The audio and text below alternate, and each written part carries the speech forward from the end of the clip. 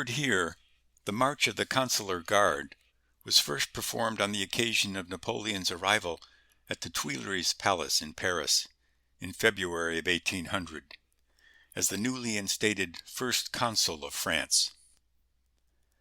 The palace's previous occupant, King Louis XVI, had been effectively imprisoned there from October of 1789 until his execution on the guillotine some 3 years later.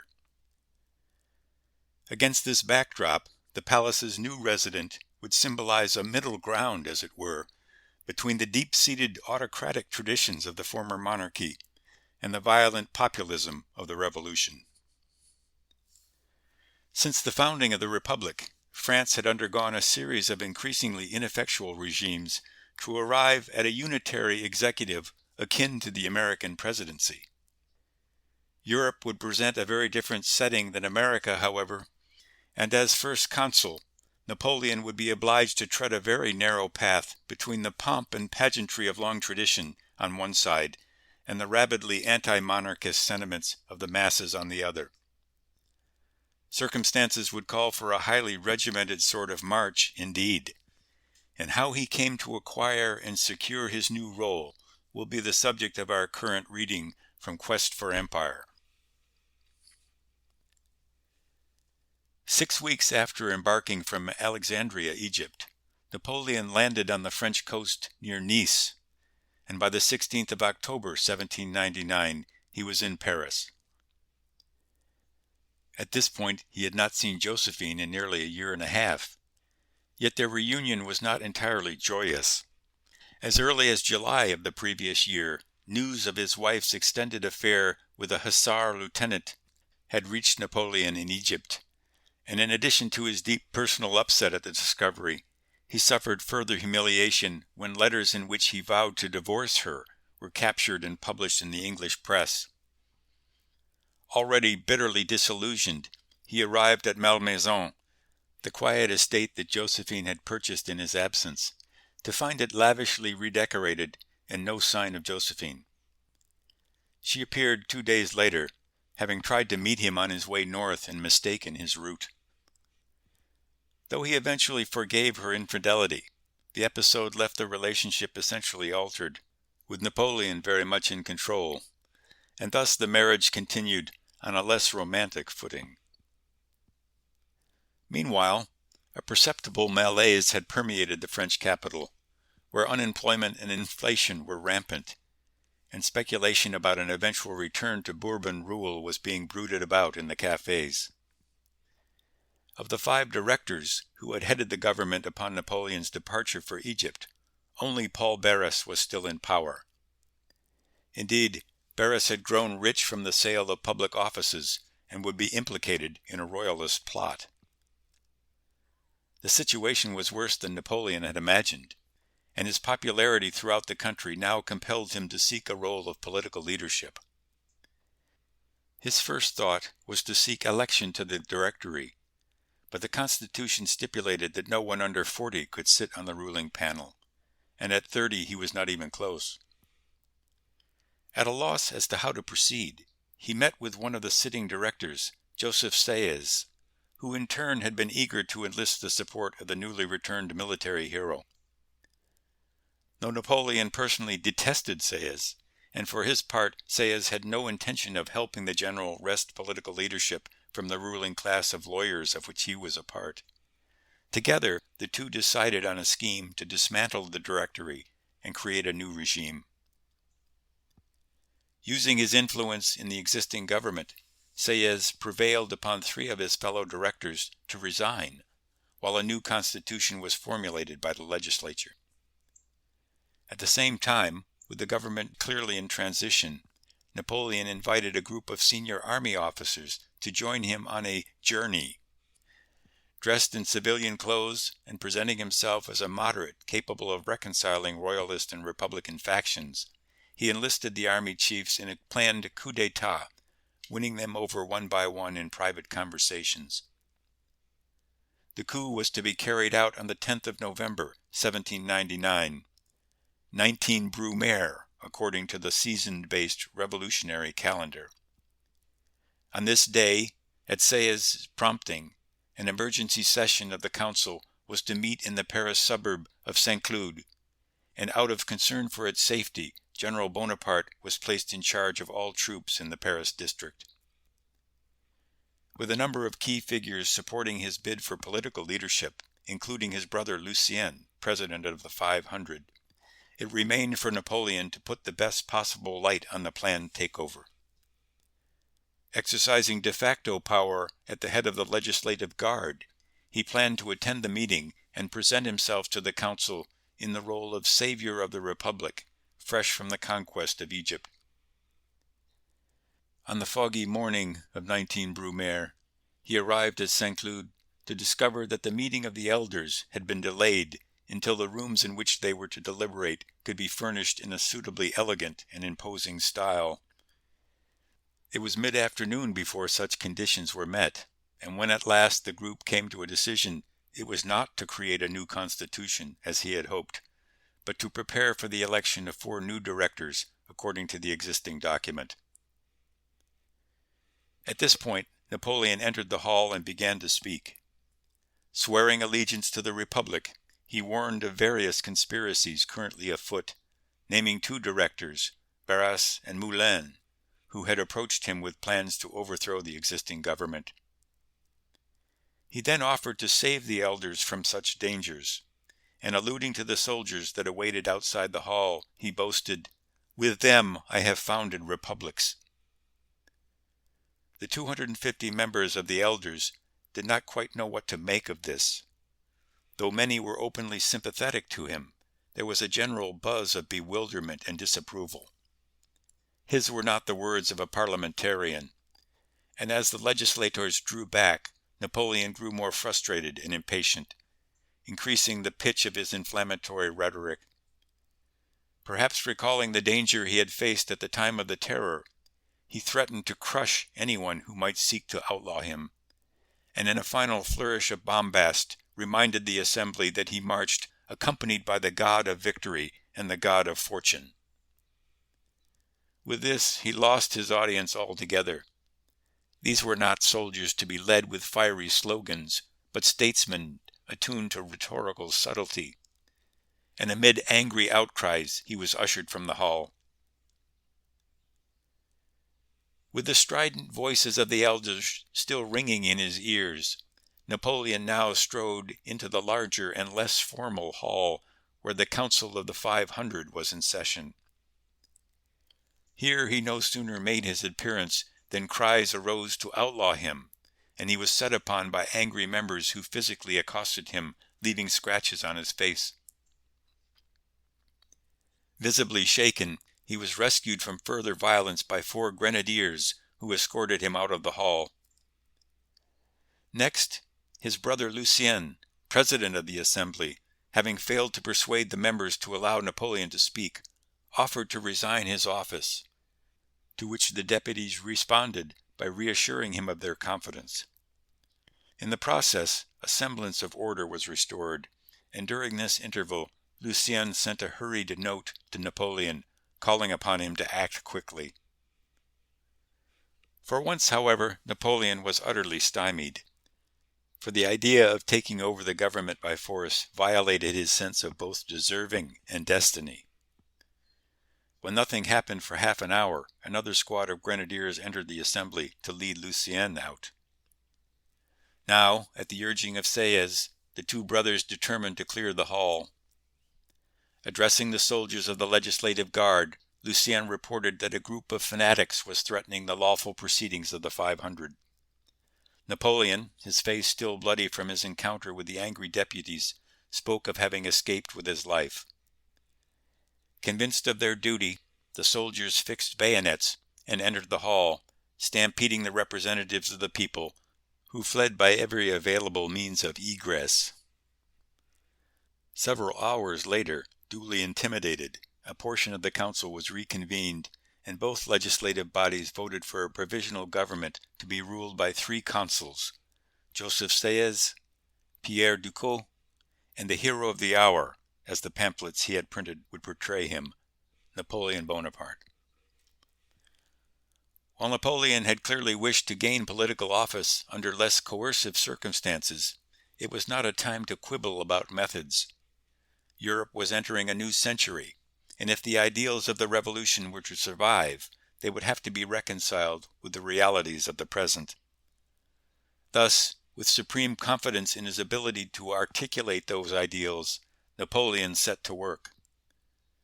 The first order of business was to secure a legal basis for the new regime, to which end a new constitution was rammed through an abbreviated legislative process and declared to be in force in advance of the national plebiscite that was to give it popular approval. Meanwhile, with little regard for the legitimacy of the council's initial ruling, he convinced his fellow consuls to accept positions as senators, while he himself became First Consul with broad powers. Thus, in a remarkably short period, the government reverted to a virtual dictatorship. Even so, given the trend of recent events, the French populace came to accept the new order with remarkable equanimity. After years of indecision, turmoil, and corruption, an era of governmental expedience came as a welcome change.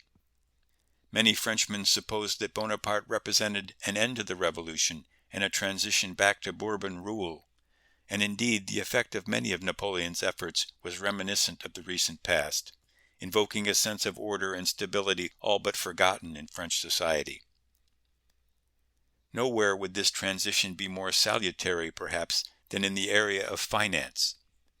Upon the advent of the consulate, the government's exchequer contained less than 200,000 francs, with outstanding debts of close to 500 million.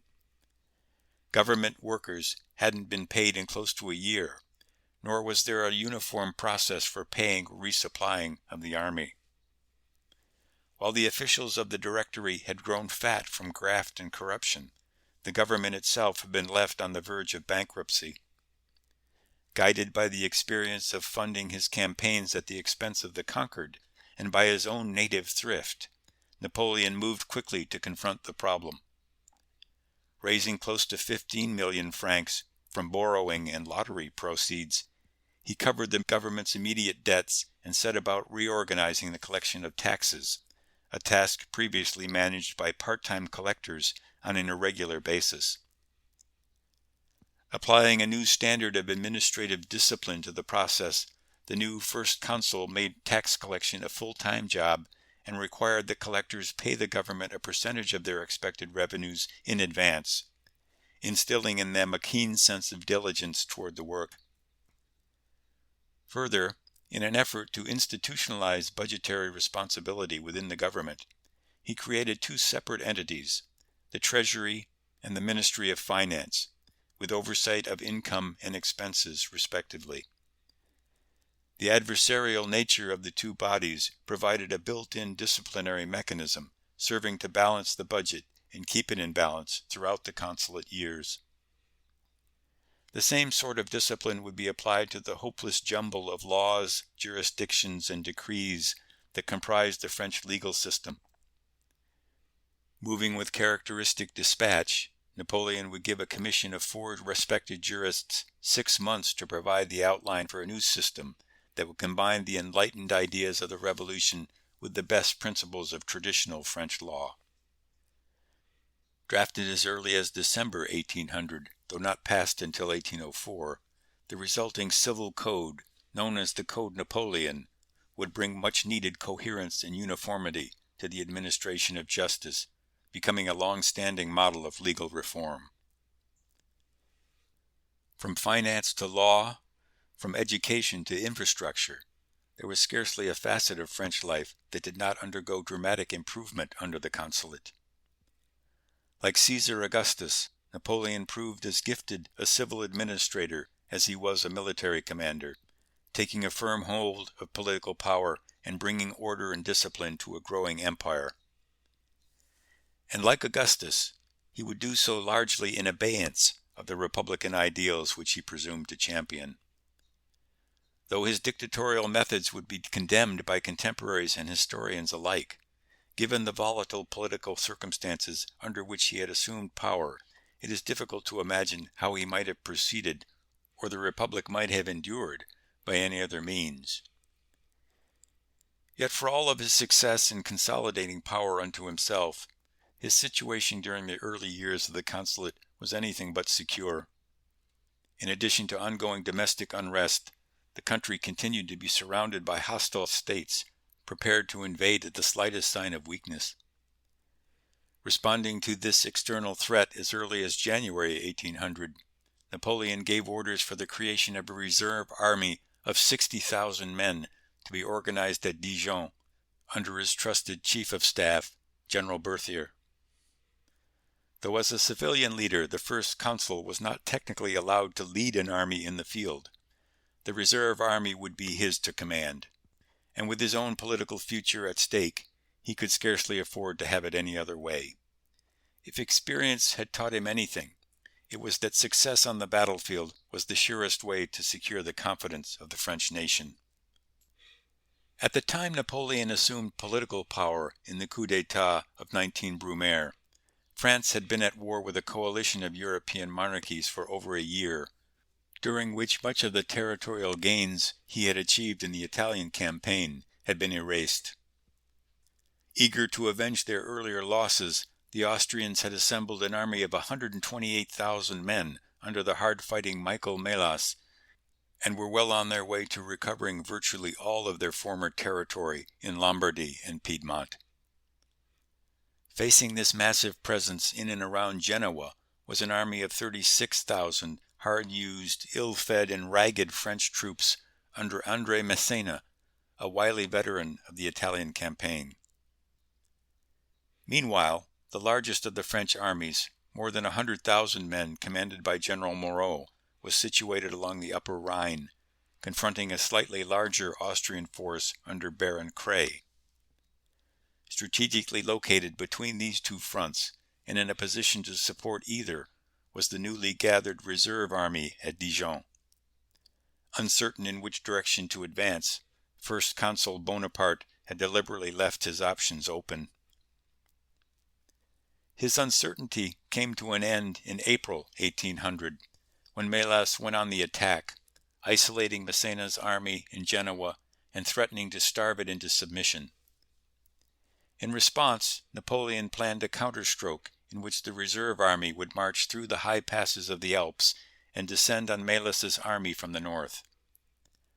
Though moving large masses of men and equipment through the snow-bound mountain passes presented a daunting challenge in itself, if successful, the plan promised to restore much of northern Italy at a single blow. In addition, the feat promised to recall Hannibal's legendary crossing of the Alps during the Second Punic War, a comparison that scarcely offended Napoleon's sense of destiny. Ordering Massena to hold Genoa and thereby tie up the greater part of Melas's force, Napoleon determined on a primary route from the vicinity of Geneva through the Great St. Bernard Pass, and on the 1st of May the arduous crossing began.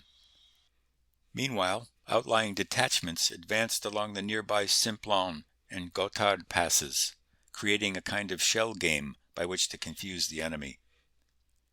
By the 19th of May, the bulk of the army had made its way across the Great St. Bernard, running up against the first enemy resistance at Fort Bard, an all but impregnable stronghold on the southern slope of the range. Resorting to nearby mountain paths, the French vanguard was able to circumvent the obstacle and proceed to Ivrea, at which point it turned eastward toward Milan. Surrounding the city on the 2nd of June, Napoleon pressed southward to close the door on any enemy forces attempting to escape down the valley of the Po. Having initially concentrated his forces in the vicinity of Turin, Melas responded to the French incursion by shifting eastward to cover his line of communication. With Massena's isolated force on the verge of capitulation in Genoa, however, Melas refused to withdraw down the Po, seeking instead to hold his ground in Piedmont. His decision was affirmed on the 4th of June when Massena was compelled to surrender, enabling Austrian coastal forces to join the main army at the fortified town of Alessandria. At this point, though their communications along the Po had been cut, the Austrians were in a position to retire, if necessary, upon Genoa, where they could enlist the aid of the Royal Navy. Determined to prevent this, Napoleon pressed forward, hoping to cut them off and bring on a major battle in open country. About this time, the 11th of June, General Desaix, conqueror of the Upper Nile, arrived in the French camp at the end of a long and perilous journey from Egypt. Napoleon had ordered Desaix's return in recognition of the general's brilliant pursuit of his Egyptian foe, Murad Bey, and upon his arrival, a newly organized corps was placed under his command. Approaching Alessandria from the east on the 12th, Napoleon recognized in the broad plain surrounding the town of Marengo a likely field upon which the Austrians might seek to deploy their cavalry. Yet despite isolated reports of enemy activity, there was no clear indication of the whereabouts of Melas's main force. The question lingered throughout the next day, causing Napoleon increasing concern. Fearful that Melas might yet escape to the south, he ordered Generals Lannes and Victor to advance their corps as far as Marengo, holding Desaix's troops in reserve along the road to Genoa. As night fell, the last of a series of rain showers made preparations for encampment difficult, and as a result, few defensive precautions were taken. About 6 a.m. on the 14th of June, 1800, the Austrians began marching out of Alessandria, filing over a series of bridges across the Bormida River and advancing upon Marengo. Though the attack took the French largely by surprise, the men of Victor's corps made a stubborn defense of the town, holding up the Austrian advance long enough to allow Lannes' troops to come into line on their right. Even as the fighting in Marengo grew more heated, however, Napoleon made little effort to bring up reinforcements, convinced that the attack was merely a feint designed to cover Melas's escape to the south with the bulk of his army. Thus, despite reports that the Austrians were advancing upon Marengo in force, he sent orders for Desaix to march to Novi, some 10 miles away, while General Lepoip was ordered north to cover any escape down the Po. Luckily for the French, difficulties in crossing the rain-swollen Scrivia River held up Desaix's advance, and as the morning wore on, the increasing thunder of guns in the direction of Marengo gave the general pause. Having sent a cavalry attachment ahead to confirm the absence of enemy forces in Novi, Desaix was loath to continue his march, which stood in contradiction of a central tenet of warfare: always march toward, not away from the sound of the guns. Back in Marengo, Victor's corps had succeeded in repelling the initial Austrian assault only to discover fresh enemy battle lines advancing upon their position, even as Austrian artillery continued to take a heavy toll. With Lannes' corps fully committed and the French reserves far from the field, the situation was growing more critical by the moment. At this point, Napoleon, who thus far had stuck tenaciously to his own overwrought interpretation of events, rode forward to survey the fighting and realized his mistake. Suddenly alive to the presence of Melas's main army and his own strategic vulnerability, he ordered all uncommitted troops forward and sent messages for Desaix and Lepoip to return at once. It was nearly 10 o'clock. Meanwhile, the Austrians continued to batter away at the 2 French corps defending the town. Though Melas's advance had not been particularly well orchestrated, it was none the less deliberate, and as the main attack pressed across Fontenoy Creek, a flanking force was ordered forward. Their objective accomplished, the Austrian detachment veered south against the exposed French flank, overwhelming a combined force of cavalry and infantry thrown forward by Lannes, and pressing on toward the French rear. At the same time, another Austrian frontal assault on the town, the 5th, succeeded in breaking Victor's line, sending the French left reeling. Soon the Austrians were advancing along the entire front, scooping up abandoned guns as they went. As Lannes' men streamed eastward, the first French reinforcements arrived and were thrown in to stabilize the right flank. The effort proved too little too late, however, and with the rest of the army falling back in confusion, Napoleon was quickly running out of options. By 3 o'clock, with the French everywhere on the run, the battle seemed all but over. The Austrians had only to continue their advance and mop up the enemy's shattered units. Indeed, now certain of success, the 71-year-old Melas turned over command to his second-in-command, General Caim, and made his way back to Alessandria to draft his victory report. By this time, however, Desaix had received a hastily scribbled order, "Return for God's sake," and was driving hard for San Giuliano, leaving the highway to march cross-country toward the sights and sounds of the battle raging in the distance. Upon his arrival, he conferred with Napoleon and quickly offered to lead a counterattack. "The battle has been lost," he is reported to have said. "There is time to win another." Bringing his troops into line on either side of the road leading back to Marengo, he waited while Lannes and Victor reformed their battered corps on his right, a unit of the guard on their flank. About 5 o'clock, with a total of 18 guns in position north of the road, the French were ready to receive the advancing Austrians. Nearly as disorganized by success as the French were by retreat, the Austrians had spent much of the previous 2 hours reforming in and around Marengo, Melas's departure from the field having contributed to a general lack of direction. Now they came up in line of battle on the south side of the road, preparing to give the demoralized French a final push that would send them packing. Instead, they met the 9th Light Infantry, fresh to the battle, who delivered a single concerted volley that brought the Austrians up short. French batteries from across the road now opened up, and by the time the dust cleared away, so had the attacking brigade. Next, a unit of Austrian grenadiers shouldered their way forward and leveled a series of volleys at the men of the 9th Light, staggering them. As the French fell back south of the road, Desaix rose in his saddle and prepared to lead the rest of his troops in an assault immediately to the north.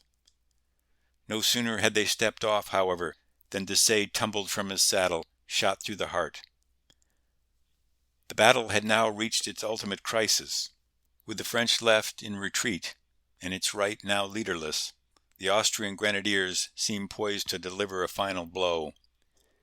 It was at this moment, however, that French cavalry commander François Kellerman, son of the hero of Valmy, spurred his brigade forward, swinging around Desaix's troops and rushing against the enemy's exposed flank. Preceded by a hail of canister shot, the French horsemen crashed into and through the grenadiers, never stopping until they had likewise stampeded a regiment of Austrian dragoons moving up in support. Their front broken and dispersed, some 1,700 grenadiers were captured.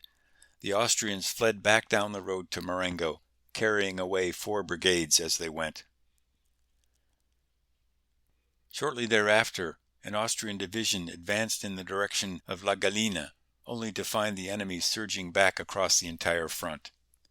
In the space of half an hour, the momentum of the battle had dramatically reversed, and the French would not repeat the Austrians' failure to maintain contact with the fleeing foe. Pursued and pursuers now retraced the 4 miles back to Marengo, where the Austrians attempted a last abortive stand, only to be overwhelmed and stampeded once again. By nightfall, what remained of Melas's army had reached the safety of their bridgehead on the Bormida, but the campaign was effectively over. The next day, Melas signed an armistice, ceding to France all of northern Italy as far east as the Mincio River. Thoughts of what might have resulted had he remained in the field during the previous day's fighting could hardly have escaped him. For the space of several hours, the opportunity to deliver a crippling blow to the French war effort had been within his grasp. Over the course of the next decade and more, such opportunities would not come again. In the end, French casualties at Marengo amounted to some 6,000 men, while the Austrians lost 9,400 dead and wounded, as well as 8,000 captured. Though the battle had turned on the narrowest of chances, Napoleon wasted no time in capitalizing on the political spoils and playing up his role in the victory. His battle report, printed on his own portable press as a bulletin from the field, characterized the initial French withdrawal as a deliberate tactic designed to draw the Austrians into a trap, representing Desaix's counterattack as a well-conceived stratagem from the first. This, of course, was a piece of pure fiction, yet such reports were soon to become something of a trademark of the period, inflated accounts of French victories eventually giving rise to a popular expression for all less than truthful sources of information, which were said to lie like a bulletin. Nevertheless, his record of invincibility intact, Napoleon returned to Paris to begin building up and re-equipping his forces in anticipation of the inevitable renewal of the war. On the 3rd of December, 1800, General Moreau defeated Archduke John at Hohenlinden, opening the door to a rapid advance as far as Molk, some 40 miles from Vienna. Meanwhile, to the south, the army of Italy, under Brune, pushed the enemy back beyond the Tagliamento. Finally, in February 1801, the Austrians negotiated a formal treaty, the Peace of Luneville, and fighting between the two countries once again came to an end, if only temporarily. With France's main adversary on the continent now out of the war, Napoleon focused his attention on England, and once again considered a cross-channel invasion, massing troops in and around the Channel ports.